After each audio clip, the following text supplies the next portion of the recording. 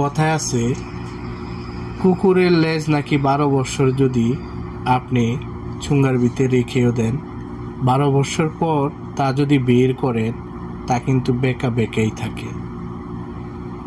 কোনো সিগারেট খোর তার পায়খানা হয় না সকালবেলা সে যদি সিগারেট নিয়ে না টয়লেটে যায়, তাতে কিন্তু সিগারেটের দোষ নয়, সে বিড়িখোরেরই দোষ। কারণ সে পায়খানার সময় বিড়ি খেয়ে অভ্যাস করে ফেলেছে।